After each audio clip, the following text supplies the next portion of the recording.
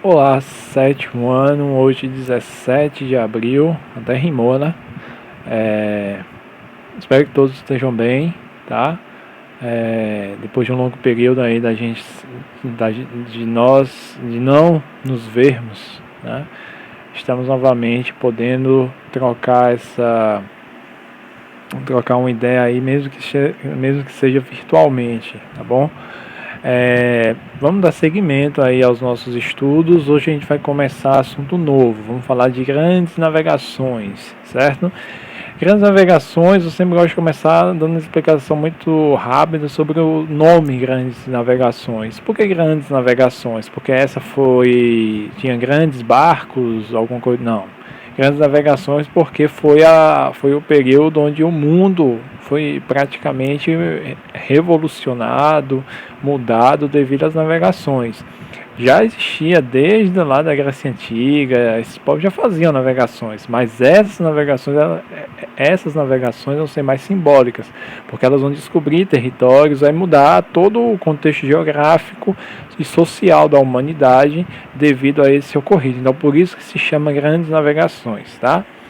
Bom, as grandes navegações ela vai começar com a queda de Constantinopla. Provavelmente vocês devem saber, vocês estudaram ano passado aí em história lá no sexto ano, que o Império Romano ele era dividido o Ocidente e o Oriente. A parte do Oriente era Constantinopla, né, que tinha a religião ortodoxa, que era aquela religião católica, mas que tem algumas diferenças em religião em relação à religião católica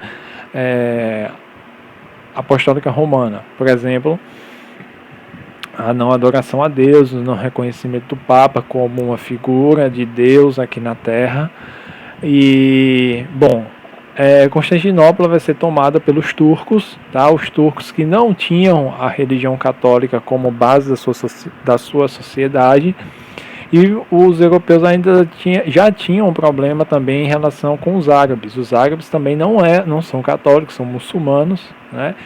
E você vai ter aí o grande cerne, aí, o grande problema da questão é a questão religiosa, né? Você tem diferenças religiosas, então cada um querendo ser mais do que o outro, né?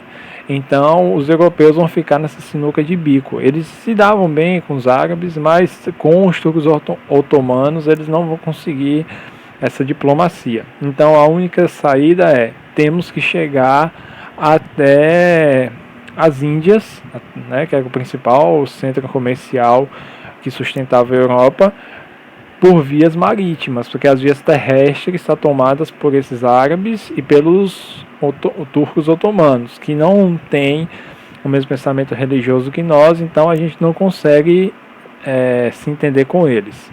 E aí vai começar uma busca para o caminho das Índias, que até foi nome de novela, né? Para chegar o caminho até as Índias pela via marítima. Então vai começar uma série de estudos, vai começar a ser financiado vários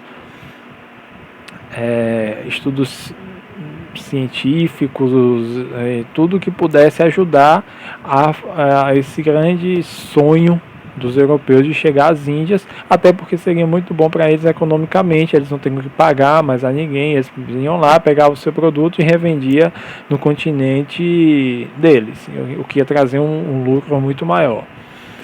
O primeiro país a chegar lá vai ser os portugueses. Por que os portugueses? Por uma questão geográfica. Se você for ver o mapa europeu, você vai ver que os portugueses eles têm acesso livre ao mar, diferentemente de outros países da Europa, que para chegar ao mar tem que passar por outros países. Então os portugueses vão ter essa vantagem. Um dos motivos é esse acesso livre ao mar. Portugal fica na costa ali do continente europeu. Bom, você vai ter aí também a questão de busca por novos territórios, já que os europeus, né, pensando aí, os portugueses primeiramente, já que a gente vai sair ao mar para chegar até as Índias, a gente também vamos tentar descobrir outras terras aí, colonizar elas para aumentar a nossa importância social e econômica e com isso a gente se fortalecer aqui dentro. Então vai ter o objetivo de chegar até as Índias, leva também a busca para colonizar e descobrir novos territórios que não eram de domínio europeu, tá? Por isso a gente vai ter aí, principalmente aí na Ásia e na África, muitos países que até hoje falam língua portuguesa. Você tem na Ásia, você tem o Timor-Leste, você tem Macau, você tem na África, por exemplo, Angola, Moçambique, você tem países, né, fora do continente europeu que falam a língua portuguesa. Por quê? Porque lá atrás os europeus não, os portugueses, melhor dizendo, eles colonizaram esses lugares e aí essa marca ficou da língua nessas regiões, tá?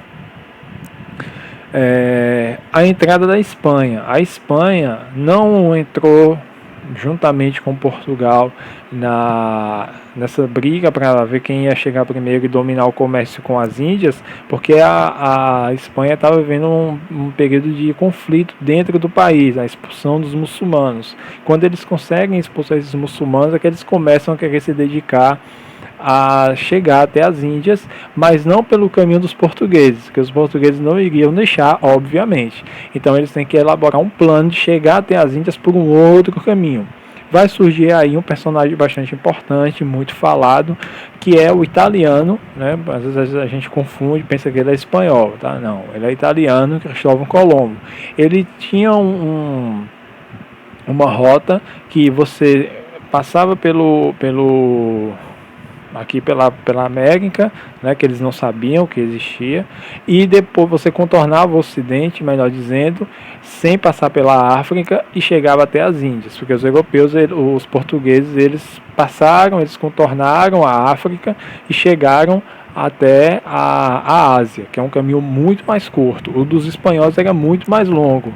Vai demorar muito até os espanhóis, a monarquia espanhola, se convencer de que essa ideia de Cristóvão Colombo é uma ideia viável, tá? Só que é o seguinte, Cristóvão Colombo, existe muitas histórias, se realmente ele estava pensando em chegar até o Oriente, ou se ele já tinha uma desconfiança que existia uma parte do Ocidente que ainda não estava, que não era descoberta, e que talvez essa era a chance que ele tinha de descobrir e fazer com que a Espanha e ele se beneficiassem com isso, tá? Então ele chega até aqui ao que hoje é a América, né? Ele pensa que está nas Índias, né? Existe essa história de que ele pensa que está nas Índias, e aí por isso os nativos daqui são chamados de índios. Um tempo depois, quando ele volta à Espanha, mostra os resultados da sua descoberta, o Américo Vespucci vai dizer: não, isso não é as Índias, esse povo aí, esse é um novo território, é um outro povo, a gente descobriu uma nova terra, tá? Então vamos ver o que é que tem ali de riqueza que a gente possa extrair para o nosso benefício. E a gente está falando de um continente que você tinha principalmente uma riqueza muito grande de metais preciosos, diamantes, ouro, essas coisas, tá? Então a Espanha vai se tornar uma potência econômica, porque enquanto os portugueses descobriram o caminho para comprar produtos da Índia que eram essenciais para a Europa, os espanhóis vão ter um domínio dos produtos, de produtos naturais, né, de produtos minerais, diamante, ouro e por aí vai, certo? Além de outras riquezas que tinham aqui e que eram importantes lá para os europeus, para a Europa, e fazer com que a Espanha ganhasse muito dinheiro. Bom, Cristóvão Colombo, ele ficou com a responsabilidade de colonizar isso aqui, né, a América toda para a Espanha, mas ele não consegue, né, ele termina falhando no seu processo de colonização. Então esse também é um dos motivos, segundo algumas histórias, né, os relatos históricos, que a América passou a se chamar a América por conta de Américo Vespucci, porque ele descobriu que isso aqui não era as Índias, então batizaram a América de América em homenagem a Américo Vespucci, e principalmente porque Cristóvão Colombo falhou na sua incumbência de colonizar isso aqui tudo para a Espanha, tá? Os portugueses, obviamente, vendo a ascensão espanhola devido a essas terras descobertas aqui, eles vão querer também um pedacinho disso, tá? E aí vai começar grandes divergências entre os espanhóis e os portugueses, porque um diz, essa terra é minha, outro diz, não, mas isso aqui é meu também, eu fui o primeiro a sair para o mar, se eu não tivesse saído, você também não sair, então ficava essa briguinha, e aí você vai ter aí os tratados para definir o que é espanhol, o que é território da Espanha e o que é território dos portugueses, tá? E aí você vai ter basicamente o Tratado de Tordesilhas, ele dividiu aí o mundo para a Espanha e para os portugueses. Como é que ficou essa divisão? A Europa não conta, tá? A África, o Oriente fica para os portugueses, e a América 99% fica para os espanhóis. Por que eu digo 99%? Porque uma partezinha aí da América ficou para os portugueses. Coincidentemente é a parte onde nós estamos hoje, tá? Então por isso que a gente hoje em dia tem dentro da América, aqui que a gente está localizado, você tem uma grande quantidade de países que falam a língua espanhola e só nós que falamos português. Isso é devido lá atrás ao Tratado de Tordesilhas, que deixou um pedacinho dessa parte da América para os portugueses e o restante para os espanhóis, tá bom? E aí depois tem todo o desenrolar da história que vai levar ao surgimento desses países que a gente tem hoje aqui na América. Enfim, é uma história muito longa.